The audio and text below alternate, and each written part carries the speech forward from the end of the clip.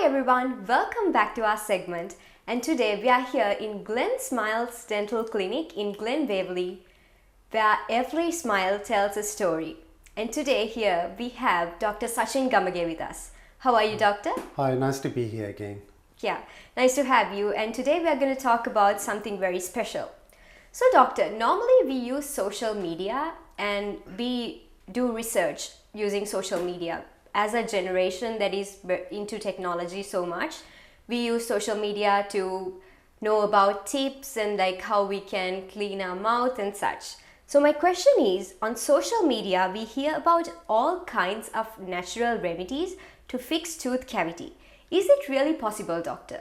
Well, the thing is, when a tooth has a cavity, it means there's a hole in the tooth. So unfortunately, a tooth cannot repair itself because it's not really like the outer layer of the tooth, the enamel, is not something that can regenerate. So it's not like your skin that can regenerate. So we can't actually regenerate that part.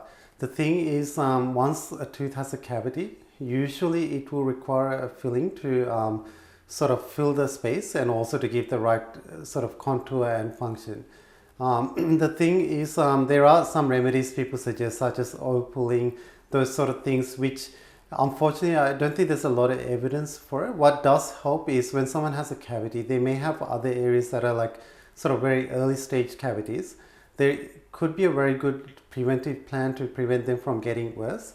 But it's about doing the basics, like sort of cleaning well, brushing well, using fluoride. Fluoride is a proven remedy that helps sort of reduce cavities forming. And also the other thing would be diet is another big factor. So having less sugar, those sort of things impact. I don't think, unfortunately, there's any quick fixes that could make a cavity go away or prevent cavities. It's about doing the basics and I guess seeing your dentist to check if you have cavities and need fillings. Yeah, so as a person using social media, I have seen many tips like using cloves mixing with hot water and like using honey. Is it really true, or is it health to use as a human? Well, the thing is with cloves, a lot of people use cloves to try and get rid of pain. The reason that cloves work is they have something called eugenol in them, which is an anti-inflammatory. So when you put it next to a tooth that hurts, it does have some effect to get rid of the pain, but it's only like a band-aid fix. It's similar to taking a Panadol for like a bigger health issue, whereas you should actually have it diagnosed and treated. So it's not that it doesn't help, it's not really getting to the source of the problem.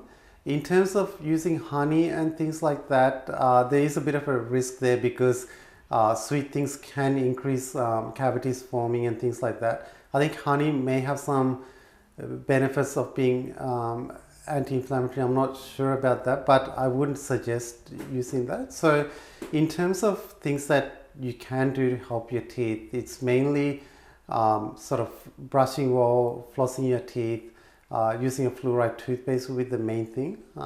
Some of the other things, unfortunately, I don't think have that much of a benefit.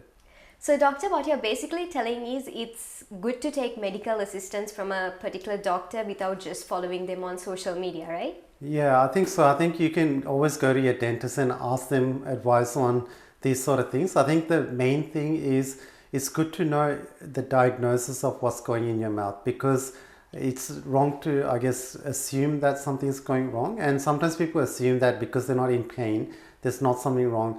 Things are, I'd say about 90% of the time, dental problems don't have pain associated with them. So I would recommend having a checkup so you know what's happening and you can have like a tailored approach to your health. Yeah. So can you explain how can we prevent these cavities, doctor? I think to prevent cavities, a few things. One is the oral hygiene is quite important, and often people get cavities in between their teeth. So a lot of the time we brush our teeth, but we may not necessarily floss our teeth in between. Flossing is where you clean sort of in between the teeth. The other factor would be sweet things are a big issue, and I'd say like sweet drinks are quite common as being a problem because people have sweet sort of drinks throughout the day, and it's the frequency that matters. So if you're having a lot of sweet things throughout the day, but it's happening many times during the day, they can be a big factor. So I would say like mainly diet and oral hygiene are the main ways to sort of prevent cavities from forming. Yes, thank you so much. So often people have issues with old fillings coming out. Is there a solution to this problem, doctor? Yeah, so with fillings coming out, the thing is, one is the better that the filling is, I guess, done the first time, it may be less likely to come out if there's like good adhesion and things. But there are also like tooth factors. Sometimes some people's teeth, like the enamel quality maybe not be good, and the filling may not stick. But the other thing is when a filling is quite small, they usually stay in. Once the filling gets quite large, they have a tendency to sort of come out. People often ask us, is the filling permanent? Thing is, we put a filling in with the intention of it being permanent, but usually most composite fillings would last maybe between 5 to 7 years. When a filling gets bigger, there are other options. So we do have porcelain fillings. Sometimes we put like a porcelain cap on a tooth, or even a gold cap. Those sort of things may be required when you have quite a large filling. The issue is not just the filling coming out. Every time the filling comes out, bacteria can get inside the nerve of the tooth. Once that happens, then it is a bigger issue, because then you might need a root canal or the tooth taken out. So having a better filling or something like a porcelain cap sometimes could be beneficial depending on the situation for a bigger sort of tooth cavity. Yeah. So after getting the filling done, is there any specific things that we need to be aware of to protect it? Yeah, so even if you have a filling, that's not the end of it. You can get cavities around fillings, and actually it's more likely to get a cavity around a filling than your normal tooth. So if you've had a cavity and it's filled, you do need to look after it long term, and it comes down to oral hygiene things. So brushing, flossing your teeth, also reducing the sugar intake to prevent a cavity coming on in that tooth again. The thing is, if you've had a cavity, there is a risk of cavities happening somewhere else in your mouth. So you do need to sort of address what's causing that issue. And again, like, it's mainly diet and oral hygiene.